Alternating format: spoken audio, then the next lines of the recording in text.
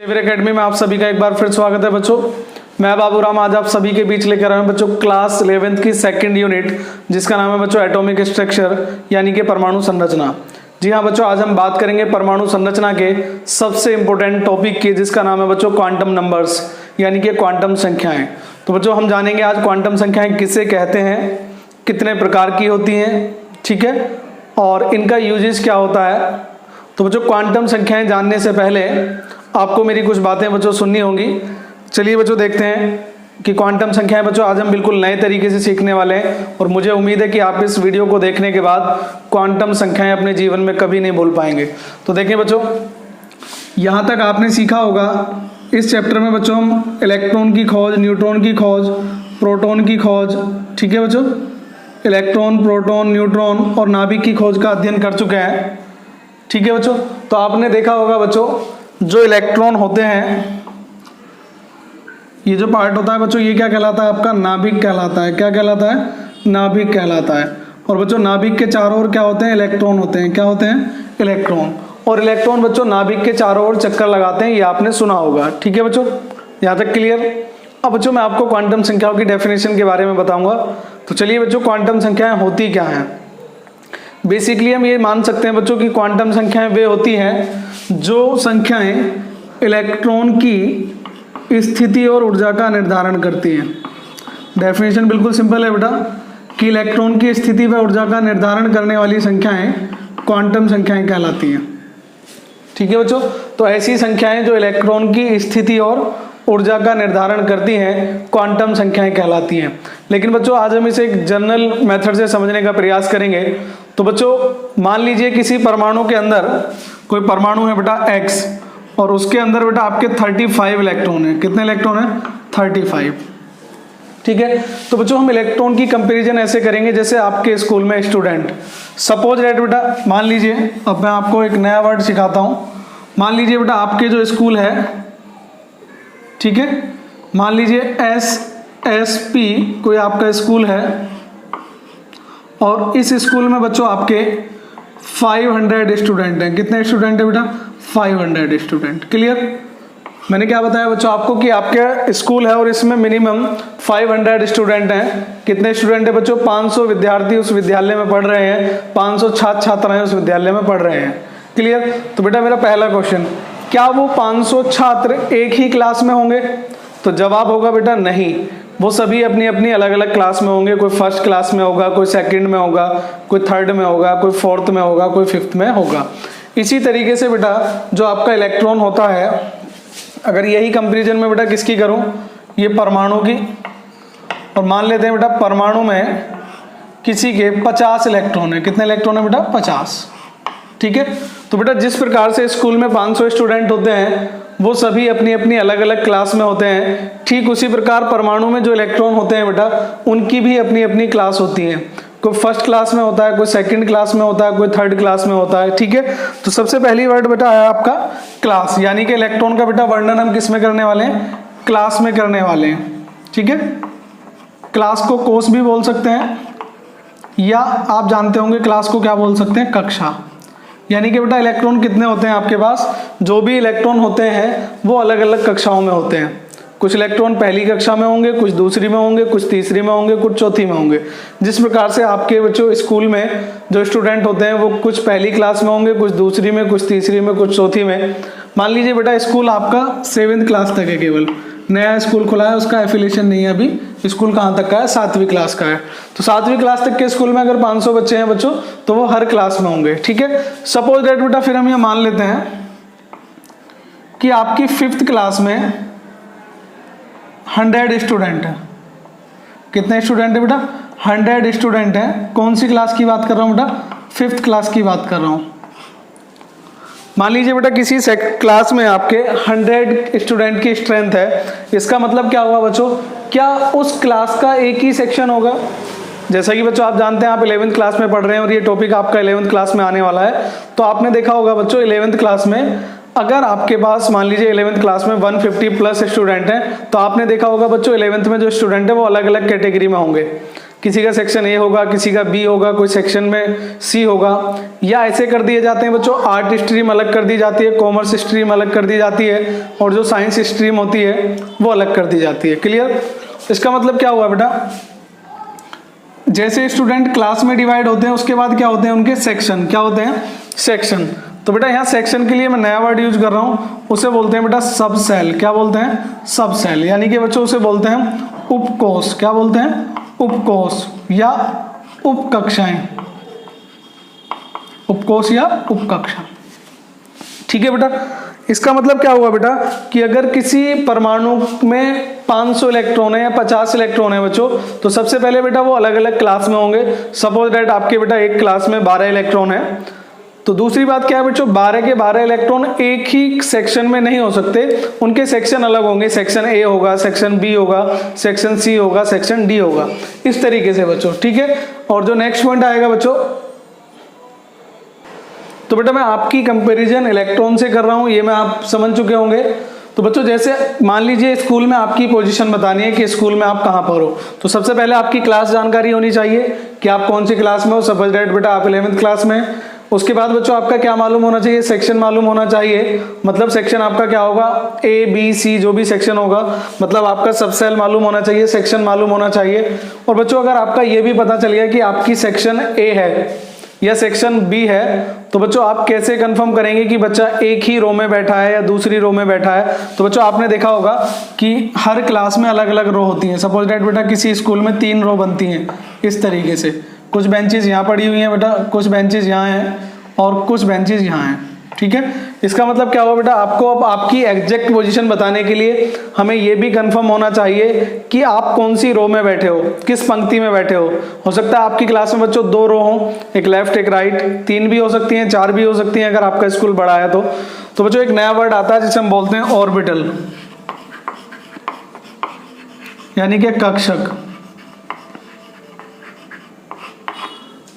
ठीक है बेटा। अब इलेक्ट्रॉन किस में डिवाइड होंगे? कक्षक में डिवाइड हो सकते हैं, यानी कि आपकी रो मालूम होनी चाहिए। क्या होनी चाहिए बच्चों? आपकी रो मालूम होनी चाहिए। सपोज दैट बेटा आपकी रो मिल गई कि आप सेकंड रो में बैठे हैं। किस में बैठे हैं? सेकंड रो में। और बच्चों मान लीजिए कि आपकी जो स्कूल की बेंचेस हैं उस पर 2 स्टूडेंट बैठते हैं, एक लेफ्ट और एक राइट।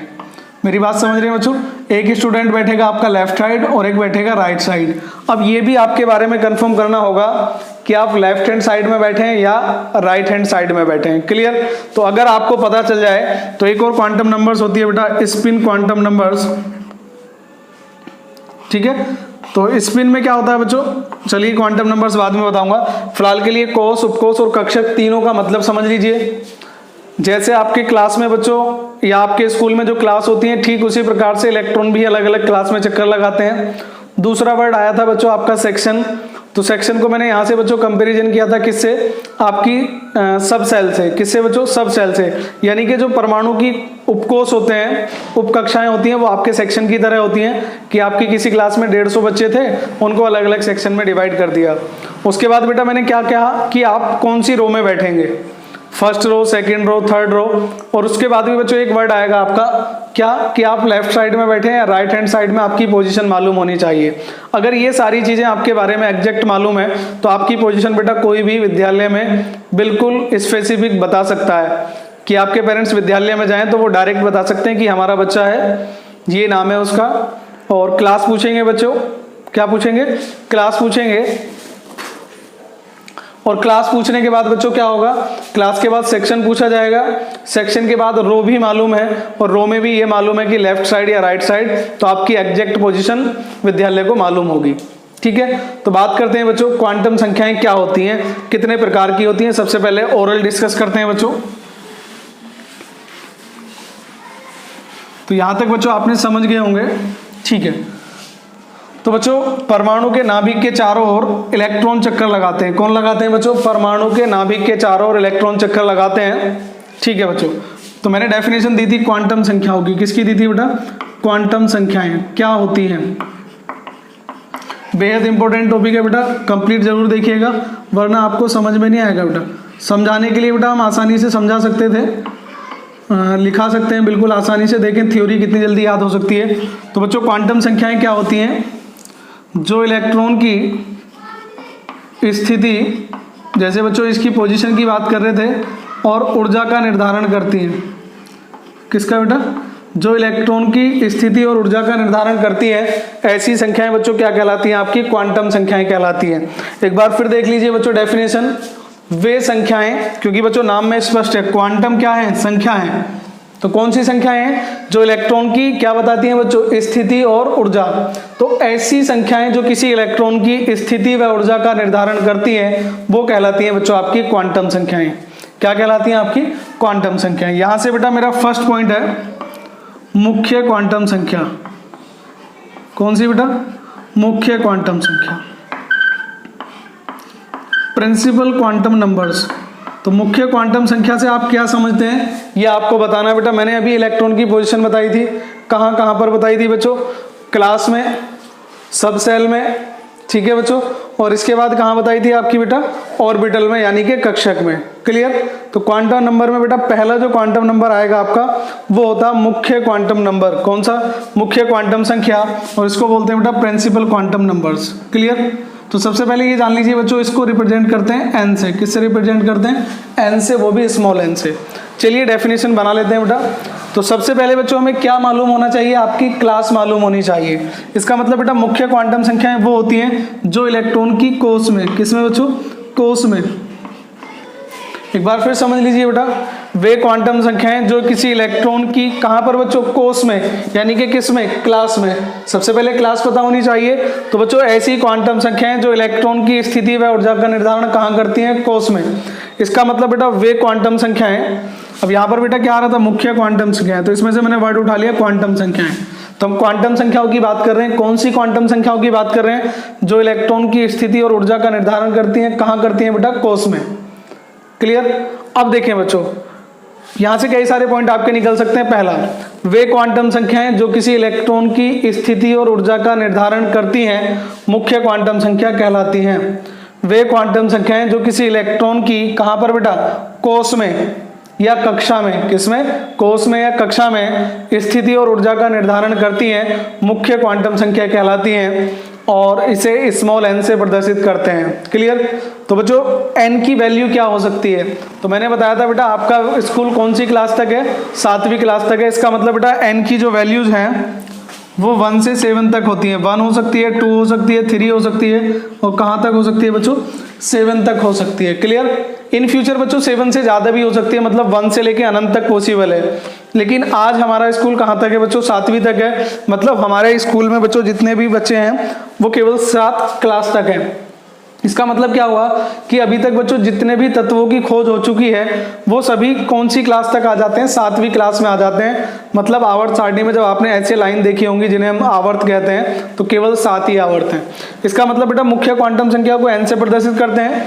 इसका मान 1, 2, 3, 4 फिलहाल बेटा कहाँ तक हो सकता है? 7 तक हो सकता है। इन फ्यूचर ज़्यादा भी हो सकता है, मतलब 1 से लेकर अनंत तक पॉसिबल है, संभव है, लेकिन फिलहाल कहाँ तक है? 7 तक। क्लियर बेटा? मुख्य क्वांटम संख्या की डेफिनेशन क्लियर हो गई होगी। दूसरा वर्ड लेता हूं बेटा, द्विगंशी क्वांटम संख्या। कौन सी बेटा? द्विगंशी क्वांटम संख्या।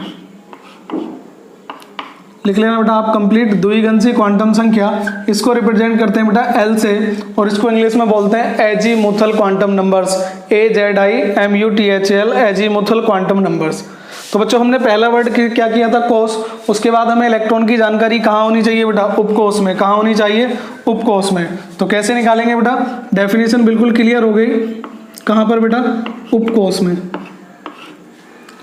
तो डेफिनेशन बिल्कुल क्लियर है बेटा। वे क्वांटम संख्याएं, कौन सी बेटा? वे क्वांटम संख्याएं जो किसी इलेक्ट्रॉन की कहाँ पर बेटा? उपकोष में। बेटा सारी की सारी क्वांटम संख्याएं क्या बताती हैं? इलेक्ट्रॉन की स्थिति और ऊर्जा। लेकिन मुख्य क्वांटम संख्या कहाँ बताती है? कोष में। द्विगंशी क्वांटम संख्या कहाँ बताती है बेटा? उपकोष में। यानी कि बेटा ऐसी क्वांटम संख्याएं जो उपकोष में इलेक्ट्रॉन की स्थिति व ऊर्जा का निर्धारण करती हैं, द्विगंशी क्वांटम संख्याएं कहलाती हैं। और बच्चों इसको किससे प्रदर्शित करते हैं? एल से रिप्रेजेंट करते हैं। किससे करते हैं? एल से। तो ये एल बेटा एक बार ठीक से बना लेना, कभी आपको दिखाई ना दे। स्मॉल एल से रिप्रेजेंट करते हैं। ठीक है बच्चों? तो इसका मान कितना हो सकता है? तो इसका मान हो सकता है बेटा 0, 1, 2, 3 या 4 पॉसिबल है। अभी 4 नहीं है बेटा, 0 से लेके 1, 2, 3 है। क्लियर? तो बेटा जैसे आपके सेक्शन बनते थे, section A B C D, इस तरीके से बेटा आपके कुछ सेक्शन बनते हैं हर क्लास में। तो यहाँ पर सेक्शन जो है बच्चों वो ए बी सी डी नहीं है। तो सेक्शन कौन कौन से होते हैं बेटा? तो हमारे पास पहला सेक्शन बनता है एस। कौन सा बनता है? एस। और दूसरा सेक्शन बनता है बेटा आपका पी। कौन सा बनता है? पी। तीसरा सेक्शन अगर जरूरत पड़ती है कभी तो वो बनता है डी। और जो फोर्थ सेक्शन है बच्चों आपका वो बनता है आपका एफ। तो जिस प्रकार से आपके बेटा स्कूल में section A B C D या अल्फा बीटा जो भी होते हैं वो एक सीरीज में होते हैं। जैसे आपका 8th क्लास में सेक्शन कौन सा होता है? A B C. तो 9th क्लास में भी कहाँ से स्टार्ट होता है? A B C. तो बच्चों द्विघांसी क्वांटम संख्याओं को किससे प्रदर्शित करते हैं? एल से करते हैं। इसका मान क्या क्या हो सकता है? तो बच्चों मैंने आपको बताया था जब इलेक्ट्रॉनिक कॉन्फ़िगरेशन सिखाया था तो मैंने आपको बताया था कि सेक्शन कितने होते हैं? 4 पॉसिबल हैं, एस पी डी एफ। ठीक है। तो बेटा द्विघांसी क्वांटम संख्या S के लिए वैल्यू कितनी होती है? 0 होती है। P के लिए वैल्यू कितनी होती है? 1। D के लिए कितनी होती है? 2। और F के लिए कितनी होती है? 3। क्लियर? तो बेटा ये क्या था? S P D F। Clear? तो एक बार फिर रिपीट करते हैं बेटा, द्विघांसी क्वांटम संख्या किसे कहते हैं? वे क्वांटम संख्याएं जो किसी इलेक्ट्रॉन की उपकोष में, कहां पर बेटा? इलेक्ट्रॉन की कहां पर? उपकोष में स्थिति व ऊर्जा का निर्धारण करती हैं, द्विघांसी क्वांटम संख्या कहलाती हैं। इसे L से प्रदर्शित करते हैं। और इसकी वैल्यू बच्चों कितनी होती है? जनरली आप ये भी कह सकते हैं बच्चों 0 से लेके 1 2 3 पॉसिबल है फिलहाल, लेकिन इसकी वैल्यू बेटा 0 से n-1 तक होती है। पॉइंट नोट करें बेटा, बड़ा अच्छा पॉइंट है, काम आएगा। इसकी वैल्यू कितनी होती है बेटा? 0 से n-1 तक। मतलब मुख्य क्वांटम संख्या से हमेशा कम होगी, कभी भी उसके बराबर या उससे अधिक नहीं होगी। ये बच्चों ध्यान रख लें, द्विघांसी क्वांटम संख्या का मान 0 से n-1 तक होता है। इस पॉइंट को एक बार रिपीट करता हूँ, द्विघांसी क्वांटम संख्या का मान n से हमेशा 1 कम तक पॉसिबल है। ना तो कभी मुख्य क्वांटम संख्या के मान के बराबर होगा और ना उससे अधिक होगा। फिर भी आप यहाँ देख सकते हैं कि S उपकोष के लिए इसका मान बच्चों कितना होगा? 0। P उपकोष के लिए कितना होगा? 1। और D उपकोष के लिए बच्चों कितना होगा? 2। और F उपकोष के लिए बच्चों कितना होगा? मान 3। नेक्स्ट बच्चों जो क्वांटम संख्या है वो होती है बेटा आपकी कौन सी? चुंबकीय क्वांटम संख्या। कौन सी बेटा? चुंबकीय क्वांटम संख्या। तो देखिए बेटा थर्ड जो है जिसको हम बोलते हैं बेटा कौन सी? चुंबकीय क्वांटम संख्या।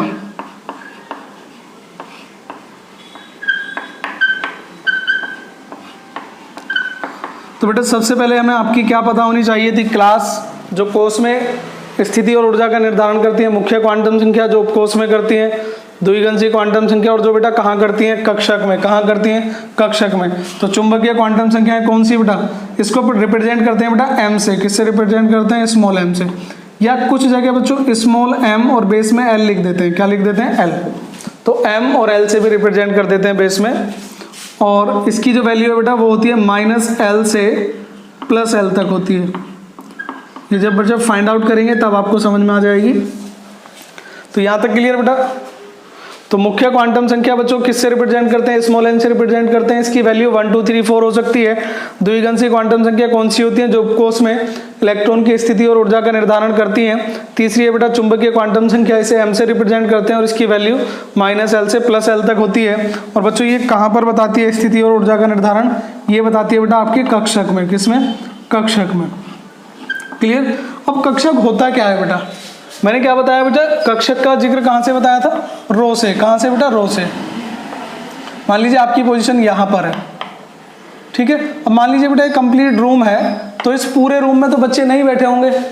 इस पूरे रूम में बच्चे नहीं है ना बेटा, अपनी अपनी रो में है, बीच में गैप हो सकता है, साइड में गैप हो सकता है, तो हर जगह बच्चा पॉसिबल नहीं है बैठना। इसलिए बेटा जहाँ बच्चा बैठने की ज़्यादा पॉसिबिलिटी है, जहाँ उसके होने की पॉसिबिलिटी ज़्यादा होती है, वही क्या होता है? आपका कक्षक होता है। इसका मतलब क्या होता है बेटा? जहाँ इलेक्ट्रॉन के पाए जाने की संभावना सबसे ज़्यादा होती है, जहां इलेक्ट्रॉन के पाए जाने की संभावना ज्यादा होती है उसे क्या कहते हैं बेटा? कक्षक कहते हैं। समझ गए? ये बेटा आपका क्लास था, क्लास के बाद सेक्शन आ गया, और सेक्शन में मैंने क्या बता दिया बेटा? रो।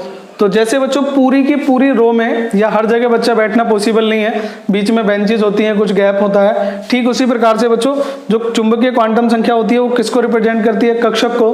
और बच्चों कक्षक जो होता है वो भाग होता है किसी भी उपकोष का जहां पर इलेक्ट्रॉन के पाए जाने की संभावना ज्यादा होती है। मतलब वह त्रिविमीय क्षेत्र, त्रिविमीय मतलब बेटा 3D, क्योंकि परमाणु 3D है। जैसे हमने गोल बनाया हुआ, वृत्ताकार बनाया हुआ, ऐसा तो नहीं होता।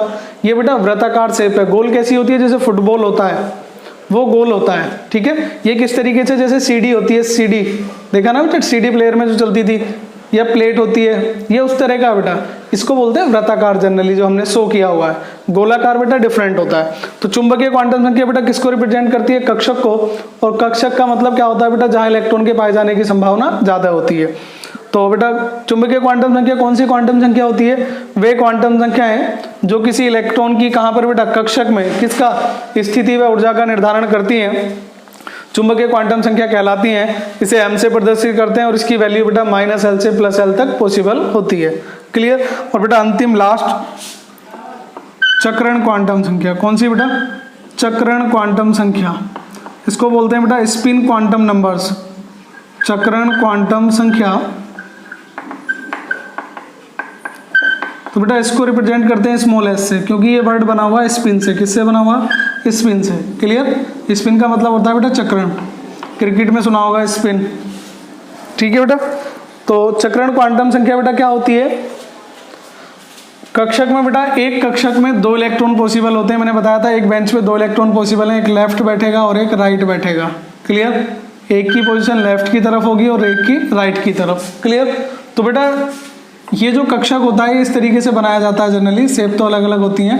तो एक कक्षक में, एक खाने में बेटा 2 इलेक्ट्रॉन पॉसिबल होते हैं, एक और एक 2। अगर बेटा इलेक्ट्रॉन की डायरेक्शन ऊपर की तरफ को है, यानी कि वो क्लॉकवाइज रोटेट होता है, तो अलग क्वांटम नंबर्स होती है। अगर वो एंटी क्लॉकवाइज रोटेट होता है तो अलग होती है। मतलब किसी भी कक्षक में बेटा अगर 2 इलेक्ट्रॉन होते हैं तो उनमें से एक क्लॉकवाइज रोटेट होता है और एक एंटी क्लॉकवाइज, ये बात ध्यान रखें। अभी तक हमने क्या सीखा था बेटा, इलेक्ट्रॉन नाभिक के चारों ओर चक्कर लगाते हैं, लेकिन उसमें कुछ चेंजिंग है। क्या है बेटा, आज हमने ये सीखा कि अगर एक कक्षक में 2 इलेक्ट्रॉन होते हैं तो दोनों की डायरेक्शन अलग अलग होती है, एक क्लॉकवाइज रोटेट होगा और दूसरा बेटा एंटी क्लॉकवाइज रोटेट होगा। यहाँ तक क्लियर।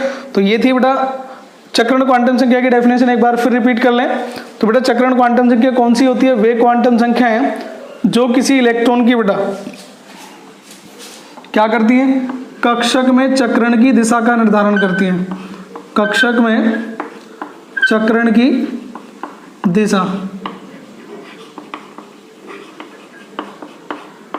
पहले बेटा क्वांटम नंबर्स 3 ही थे, बाद में डिस्कवर किया गया था चक्रण क्वांटम संख्या को अलग से, ठीक है। तो ये किसको बताती है, कक्षक को ही बताती है। लेकिन कक्षक में क्या बताती है बेटा, इलेक्ट्रॉन के चक्रण की दिशा, कि इलेक्ट्रॉन एंटी क्लॉकवाइज घूमेगा या क्लॉकवाइज घूमेगा। और बेटा एस की केवल 2 ही वैल्यू पॉसिबल है, ±½ कितनी, ±1/2। अगर इलेक्ट्रॉन ऊपर की तरफ फील्ड है मतलब वो क्लॉकवाइज घूमता है तो +½ अगर नीचे की तरफ डायरेक्शन है एंटी क्लॉकवाइज घूमता है तो -½ कब प्लस वाइज होगा कब एंटी क्लॉकवाइज होगा वो बाद में बात करेंगे।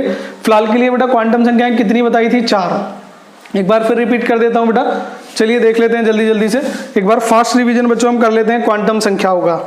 आई होप बच्चों आप सभी को कि क्वांटम संख्याएं समझ में आ गई होंगी कि क्वांटम संख्याएं होती क्या है, फाइंड आउट कैसे करते हैं बेटा, वो थोड़ी देर बाद में बात करेंगे। नेक्स्ट लेक्चर में हम बात कर सकते हैं या बच्चों इसी लेक्चर में हम बात करेंगे कि क्वांटम संख्याएं किसे कहते हैं। सबसे पहले बेटा क्विक रिवीजन कर लेते हैं इसका, क्या क्या हमने पढ़ा है अभी तक। तो बेटा हमारा पहला वर्ड था क्वांटम संख्याएं, क्या था, क्वांटम संख्याएं। तो बेटा क्वांटम संख्याएं क्या होती थी, जो इलेक्ट्रॉन की स्थिति व ऊर्जा का निर्धारण करती थी। वे क्वांटम संख्याएं जो इलेक्ट्रॉन की स्थिति व ऊर्जा का निर्धारण करती थी क्या कहलाती थी बेटा, आपकी क्वांटम संख्याएं। मैंने क्या बताया था बच्चों, इलेक्ट्रॉन की स्थिति और ऊर्जा का निर्धारण करने वाली संख्याओं को क्या कहा जाता था, तो कहा जाता था बेटा क्वांटम संख्याएं। अब पहली क्वांटम संख्या कौन सी थी बेटा, मुख्य क्वांटम संख्या। कौन सी, मुख्य क्वांटम संख्या। डेफिनेशन की बात करें बेटा तो किसको रिप्रेजेंट करती थी, कोस को। किसको, कोस को या कक्षा कह लीजिए, नो प्रॉब्लम बेटा। तो वे क्वांटम संख्याएं जो इलेक्ट्रॉन की कोस में, इलेक्ट्रॉन की कहां पर बेटा, कोस में स्थिति और ऊर्जा का निर्धारण करती हैं, वो क्वांटम संख्या बेटा आपकी क्या कहलाती है, मुख्य क्वांटम संख्या कहलाती है। क्या कहलाती है बेटा, मुख्य क्वांटम संख्या कहलाती हैं, या इन्हें आप प्रिंसिपल क्वांटम नंबर्स कहते हैं। क्या कहते हैं, प्रिंसिपल क्वांटम नंबर्स कहते हैं, ठीक है बेटा। दूसरी द्विगंशी क्वांटम संख्या बेटा आपको रिपीट कराई थी। द्विगंशी क्वांटम संख्या ये किसको रिप्रेजेंट करती है बेटा, उपकोष को। तो डेफिनेशन बिल्कुल सिंपल थी बेटा हमारी, कि वे क्वांटम संख्याएं जो किसी इलेक्ट्रॉन की उपकोष में स्थिति व ऊर्जा का निर्धारण करती हैं क्या कहलाती हैं? द्विगंशीय क्वांटम संख्या कहलाती हैं। कहाँ पर बेटा? उपकोष में। और थर्ड जो डेफिनेशन बनी थी हमारी, वो बनी थी बेटा चुंबकीय क्वांटम संख्या, मैग्नेटिक क्वांटम नंबर्स।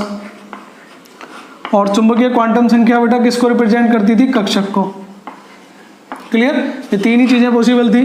तो वे क्वांटम संख्याएं जो किसी इलेक्ट्रॉन की कहाँ पर बेटा? कक्षक में स्थिति और ऊर्जा का निर्धारण करती हैं इलेक्ट्रॉन की, वो क्या कहलाती हैं? आपकी चुंबकीय क्वांटम संख्या कहलाती हैं। क्लियर? और इसके बाद बेटा चौथी क्वांटम संख्या डिस्कवर की गई थी जिसका नाम था चक्रण क्वांटम संख्या। इसकी डेफिनेशन थोड़ी सी अलग थी। तो चक्रण क्वांटम संख्या बेटा क्या होती थी? इलेक्ट्रॉन की कक्षक में, कहाँ पर बेटा? कक्षक में चक्रण की दिशा, मैंने बताया था बेटा एक कक्षक में कितने इलेक्ट्रॉन एंटर कर सकते हैं? 2। इलेक्ट्रॉन की कक्षक में चक्रण की दिशा का निर्धारण करती हैं, वो क्या कहलाती हैं बेटा? आपकी चक्रण क्वांटम संख्या। तो ये डेफिनेशन हो गई बेटा, एक बार फिर रिपीट करते हैं सुपर फास्ट। वे क्वांटम संख्याएं जो किसी इलेक्ट्रॉन की कोष में स्थिति और ऊर्जा का निर्धारण करती हैं मुख्य क्वांटम संख्या, जो उपकोष में करती हैं वो द्विगंशीय क्वांटम संख्या, जो कक्षक में करती हैं वो चुंबकीय क्वांटम संख्या। तो इलेक्ट्रॉन की कक्षक में चक्रण की दिशा का निर्धारण करती हैं। क्लियर? अब बेटा थोड़ा सा और रिवीजन कर लेते हैं जल्दी जल्दी। बेटा मुख्य क्वांटम संख्या को रिप्रेजेंट किससे करते थे? तो रिप्रेजेंट करते थे बेटा स्मॉल n से, द्विगंशीय क्वांटम संख्या को l से, और चुंबकीय क्वांटम संख्या को m से रिप्रेजेंट करते थे, और इसको रिप्रेजेंट करते थे बेटा s से, या इसे ml से भी मैंने बताया था, या तो m से या ml से। क्लियर? किससे रिप्रेजेंट करते थे? n से, l से, m से और s से। ठीक है बेटा। n की वैल्यू कितनी हो सकती थी? स्कूल बताया था 7 तक। तो कहाँ से स्टार्ट था बेटा? पहली क्लास से 1 2 3 4 5 6 7 समथिंग। L की वैल्यू बेटा 0 से n-1 तक पॉसिबल थी, और मैंने बताया था S उपकोष के लिए 0, P के लिए 1, D के लिए 2 और F के लिए 3। ठीक है बेटा। और M की वैल्यू बेटा मैंने कहाँ से बताई थी? -L से +L तक। कहाँ से बताई थी बेटा? -L से +L तक।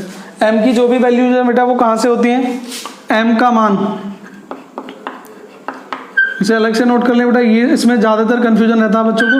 -L से +L तक पॉसिबल होता है। और S का बेटा चक्रण का मान बिल्कुल फिक्स है। S की 2 वैल्यूज होती हैं, या तो +½ या -½ इलेक्ट्रॉन बच्चों क्लॉकवाइज घूमता है तो +½ और एंटी क्लॉकवाइज घूमता है तो -½ ठीक है। आई होप बच्चों यहाँ तक आपको क्लियर हो गया होगा। तो बच्चों नेक्स्ट वीडियो में मिलते हैं। अगर आपको वीडियो पसंद आया तो बच्चों वीडियो को लाइक और शेयर करना बिल्कुल ना भूलें। अगर आपने अभी तक हमारा चैनल सब्सक्राइब नहीं किया है तो बच्चों चैनल को सब्सक्राइब करें, और सबसे पहले नोटिफिकेशन पाने के लिए बेल आइकन को क्लिक करना ना भूलें। तो मिलते हैं बच्चों नेक्स्ट वीडियो में, तब तक के लिए जय हिंद, जय भारत, धन्यवाद बच्चों।